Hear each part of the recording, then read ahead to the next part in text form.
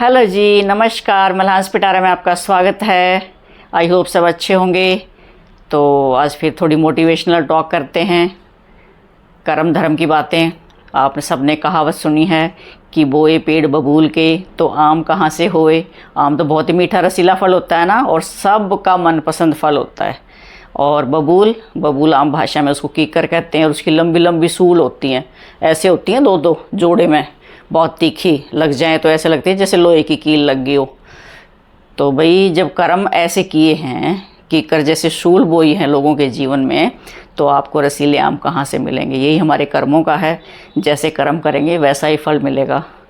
गीता के उपदेश में भी कहा ना श्री कृष्ण ने अर्जुन को, ये कर्म किए जा फल की इच्छा मत कर ए इंसान। तो परमात्मा कहता है कि इंसान को छोड़ दिया है, उसके घोड़े खुले छोड़ दिए हैं दिमाग के, कि तू जो कर अपने दिमाग से सोच के, अच्छा बुरा, उसका फल तो उस परमपिता परमात्मा ने देना है। चल दौड़, कहाँ तक दौड़ता है इंसान। तो इसलिए हमें कर्मों का फल ज़रूर मिलता है, और जो इस पे विश्वास करते हैं कि कर्म फल जो है हमेशा लौट कर आते हैं, हम जैसा जिसके साथ करेंगे वैसा हमारे जीवन में ज़रूर दोबारा लौट के आएगा। अच्छा करेंगे हमें अच्छा मिलेगा, बुरा करेंगे बुरा मिलेगा। स्वर्ग नर्क सब कुछ यहीं है। कहते हैं ना, कोई बुरा कर्म करता है कि तेरे को नर्क में भी जगह नहीं मिलेगी, यहीं पे भोगना पड़ता है सब कुछ। यहीं नर्क है, यहीं स्वर्ग है। तो इससे रिलेटेड मैं ना दो छोटी छोटी स्टोरी सुनाऊंगी। तो एक नगरी में एक भैंसों का व्यापार करता था, घी बेचता था, दूध भी बेचता था, घी भी बेचता था। और वो अपना दूध घी जो है, एक बेकरी की दुकान थी जहाँ बिस्किट्स वगैरह बनते हैं, बिस्किट केक बनते हैं, उसको वो अपना घी बेचता था। और बदले में वहाँ से क्या करता था कि बिस्किट ले आता था अपने परिवार के लिए, बच्चों के लिए। तो एक दिन उसको लगा बेकरी वाले मालिक को कि ये किसान मुझे कम घी तोल के देके जाता है। तो उसने कहा उस किसान को कि भाई मुझे लगता है तू मुझे घी कम दे रहा है। तो किसान बोला कि नहीं, पूरा होता है। तो उसने शिकायत कर दी राजा को कि भाई मुझे न्याय दिलवाओ, ये मुझे घी दे के जाता है और ये मुझे कम घी तोलता है और ये मानता नहीं है। तो दोनों को दरबार में पेश किया गया, बुलाया राजा ने। तो राजा ने पूछा किसान से कि भी तेरे ऊपर इसने ये इल्ज़ाम लगाया है बेकरी वाले ने, तो तू बता क्या कहना चाहेगा अपने पक्ष में कि ये मुझे घी कम तोलता है। तो किसान बहुत भोला बाला था बेचारा, सीधा साधा। उसने कहा कि स्वामी मालिक, मेरे पास तो घी तोलने के लिए बाट ही नहीं है। पहले बाट होते थे, वेट जिसको बोलते हैं ना, तरह मैं तो इसको घी दे के आता हूँ और बदले में इससे बिस्किट लेके आता हूँ, 1 किलो बिस्किट लेके आता हूँ। तो जितने बिस्किट ये मुझे देता है, मैं तो उतने ही बिस्किट जो है रख के तराजू में, हाँ तराजू तो थी उसके पास, बाट नहीं थे, कि जितने मुझे ये बिस्किट देता है ना उसके बराबर रख के मैं उतना ही घी इसको दे आता हूँ। अब मेरी गलती कहाँ है? मैं तो किलो बिस्किट लेके आता हूँ। अब मैं तो सोचता हूँ कि भाई ये किलो ही है, मैं तो इस पर विश्वास करके किलो समझ के और किलो घी इसको दे आता हूँ। अगर गलती है तो इसी की है। तो राजा ने वो बात पकड़ ली, पूछा बेकरी वाले से कि क्या ये बिस्किट लेके जाता है? हाँ स्वामी लेके जाता है। तो भाई दोषी तू ही है। तो देखो बेकरी वाले ने बेईमानी की ना, कम बिस्किट तोले भोले वाले किसान के साथ। अब वो किसान तो बेचारा देखो भोलेपन में उसने सोची ये सही तोल के देता है, अभी किलो देता है, मैं इसको किलो बदले में घी दे दूं। तो जितना वो दे रहा है बेकरी वाला, उतना ही उसको बदले में घी मिल रहा है। तो ये उसके कर्म हैं। अगर वो पूरा किलो देता तो उसको पूरा किलो ही मिलता। तो हमें कभी भी जो है किसी के साथ भी दगा नहीं करना चाहिए, धोखा नहीं करना चाहिए। हमें बदले में कभी ना कभी वो ज़रूर हमारे कर्म लौट के आते हैं। और इस जन्म में नहीं, पिछले भी कई जन्मों के हम बैलेंस जो है ना अपने लेके आते हैं। एक सिर्फ मनुष्य योनि जो है ना वो कर्म करने के लिए बनाई है परमात्मा ने, बाकी तो सब योनियाँ भोगने के लिए हैं। वो बेचारे भोगने आते हैं क्योंकि परमात्मा ने उनको इतनी बुद्धि नहीं दी है जितनी इंसान को बुद्धि दी है कि वो यहाँ आगे भोगें भी और अपने कर्म भी सुधारें अच्छे काम करके। किसी गरीब की मदद करो, किसी बच्चे की मदद करो, किसी अपाहिज की मदद करो, किसी बुज़ुर्ग की मदद करो, किसी के साथ बेईमानी ना करो, धोखा मत करो, छल कपट मत करो, किसी जीव आत्मा को ना सताओ। यही हमारे कर्म है अच्छे। और जो है एक कहानी मैं और सुनाऊंगी कि त्रेता युग में, त्रेता युग में श्री राम पैदा हुए और उसके बाद द्वापर युग में कहते हैं कि वही श्री राम जो थे वही कृष्ण के अवतार में पैदा हुए थे। तो जब श्री कृष्ण के मामा कंस ने जो है उसके माता पिता को, देवकी और वासुदेव को, जेल में डाल दिया था। तो जब कंस 14 वर्ष के हुए, कंस नहीं, जब श्री कृष्ण 14 वर्ष के हुए तो उसने अपने मामा कंस का वध किया और वो सीधे जेल में जाते हैं अपनी माँ को रिहा करवाने के लिए।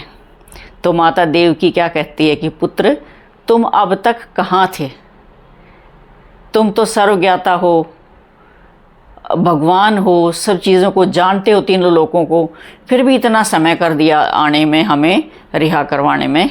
तो श्री कृष्ण ने क्या कहा कि माता, त्रेता युग में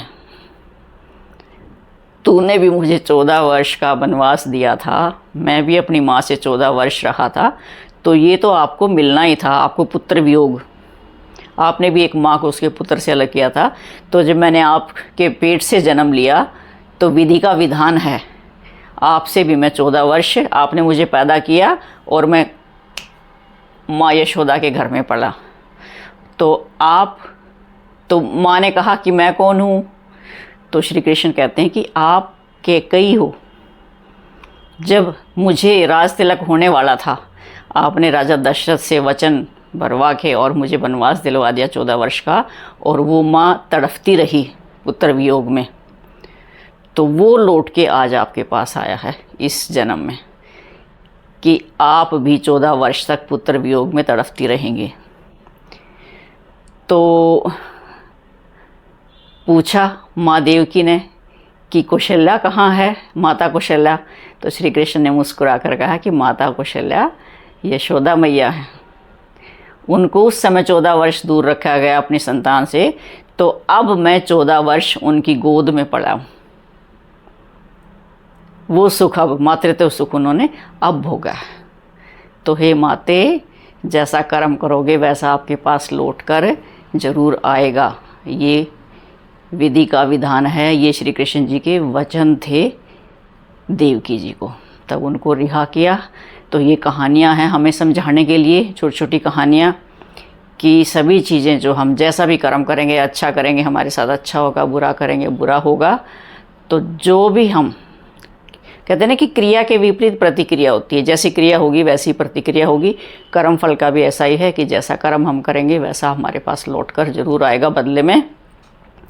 तो उस परमपिता परमात्मा का हमें धन्यवाद करना चाहिए। अगर हम बहुत अच्छे जगह हमारा जन्म है, हमारे पास सारी सुख सुविधाएं हैं, सारी आशाइशें हैं, तो हमें ये सोचना चाहिए कि हमने पिछले जन्म में कितने अच्छे कर्म किए होंगे जिससे हमें अब ऐसा जीवन मिला है। तो आगे इससे भी और बढ़िया जीवन मिले, उसके लिए हम क्या कर रहे हैं, इतना सा अगर हम थोड़ा सा सोच लें तो हमारा जीवन सफल हो जाता है। हम अपने कर्मों को सुधार सकते हैं और एक बहुत ही अच्छे इंसान बन के जीवन यापन कर सकते हैं। तो ये छोटी छोटी बातें होती हैं, इनको जीवन में धारण करना चाहिए। डरना चाहिए हर गलत काम करते हुए कि ये लौट कर मेरे पास ज़रूर आएगा। और जैसा हम अपने साथ चाहते हैं ना व्यवहार कर्म कि दूसरे हमारे साथ ऐसा करें, वैसा ही हमें हमेशा दूसरों के साथ करना चाहिए। तो भाई मनुष्य जीवन बहुत ही अनमोल है। वो कहते हैं ना कि 84 लाख योनियों को भोगने के बाद ये मनुष्य जीवन मिलता है, पता नहीं फिर कभी मिले या ना मिले। तो इतने अच्छे कर्म करो कि फिर भी हमें ये जन्म बार बार मिले और हम अच्छे कर्म करते जाएं, अच्छे नागरिक बनते रहें। ऋषि मुनि तभी तो जंगलों में जाके तपस्या करते हैं।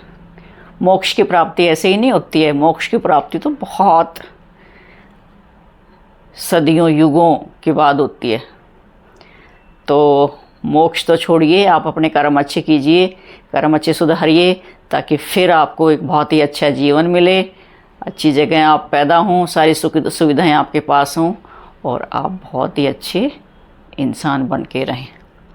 वही कहते हैं ना, एक श्लोक है, जीवेम शरदः शतम पश्येम शरदः शतम शृणुयाम शरदः शतम, कि मैं 100 साल तक, हे परम पिता परमात्मा से ना प्रार्थना करते हैं कि मैं 100 साल तक जीऊँ। कई तो कहते हैं ना कि लंबी उम्र ना हो, लेकिन नहीं, हम कहते हैं कि 100 साल तक जिएँ, 100 साल तक सुनते रहें, हमारे कान इतने अच्छे रहें 100 साल तक हमसे ही सुनता रहे, 100 साल तक हमारी नज़र इतनी अच्छी रहे कि हम बहुत अच्छे से देखते रहें, हमारा स्वास्थ्य इतना अच्छा रहे कि हम अच्छे अच्छे कर्म करें।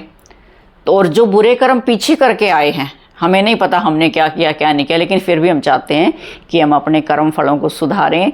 तो यहाँ परमात्मा हमें इतनी लंबी आयु दे कि हम अपना बैलेंस ख़त्म करके जाएं अपने बुरे कर्मों का। तो अच्छे अच्छे कर्म करें और उसके लिए हमें लंबी आयु चाहिए, और अच्छे कर्म करके अपना आगे का सुधारें। तो ये था आज का ज्ञान। जो कर्म में विश्वास करते हैं, आई होप उनको ये अच्छी लगेगी स्टोरी। और मैं मानती हूँ, कर्मों में विश्वास मैं करती हूँ और पुनर्जन्म में भी विश्वास करती हूँ। हालांकि मैं मूर्ति पूजा और इन चीज़ों में नहीं विश्वास करती, लेकिन उस शक्ति को ज़रूर मानती हूँ जो इस पूरी सृष्टि का संचालन करता है, नियमबद्ध इस सृष्टि का संचालन करता है, और वो कण कण में विराजमान है। हमारे अंदर भी है, आपके अंदर भी है, सृष्टि की हर वस्तु में है। तो ये था हमारा ज्ञान आज का। अच्छा लगे तो वीडियो को लाइक कर दें, शेयर कर दें, कमेंट कर दें, और भाई चैनल को सब्सक्राइब तो कर ही लिया करो, ताकि मेरा भी हो अगले दिन कि हाँ भाई लोगों को आज मेरा कंटेंट अच्छा लगा, तो आगे मैं एक और अच्छा कंटेंट लेके हाजिर हूँ और आपके साथ ऐसे ही वार्तालाप करूँ, रूबरू हूँ। तो तब तक के लिए बाय बाय।